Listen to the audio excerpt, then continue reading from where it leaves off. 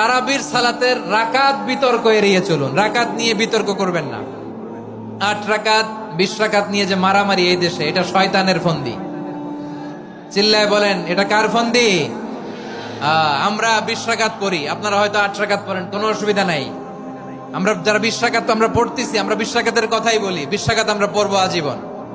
Saudi আরবে মক্কা মদিনায় 20 রাকাত পড়ে, কোনো অসুবিধা নাই। অন্যান্য মসজিদ গুলো 8 রাকাত পড়ে। এই নিয়ে এদের মধ্যে মারামারি আছে? হ্যাঁ, এই জন্য রাকাত বিতর্ক এড়িয়ে চলবেন। প্রিয় ভাইয়েরা, আপনার আমল আল্লাহর কাছে কবুল হবে সংখ্যার বিচারে না উত্তমতার বিচারে? বলেন তো, সংখ্যার বিচারে না উত্তমতার বিচারে? উত্তমতার বিচারে। কত চমৎকার ভাবে আপনি আল্লাহর সামনে দাঁড়াতে পারছেন এটা বিবেচ্য। রুকু সেজদাগুলো সুন্দরভাবে করবেন। রুকু থেকে সোজা হয়ে দাঁড়ানো ওয়াজিব। 2 সেজদার মাঝখানে সোজা হয়ে বসা ওয়াজিব। এই তা'দীলুল আরকান বাদ দিলে হানাফি মাযহাব মতে সৌ সেজদা দিতে হবে। অন্য মাযহাব মতে নামাজই হবে না, আপনার নামাজই হবে না। এই জন্য ধীরস্থির ভাবে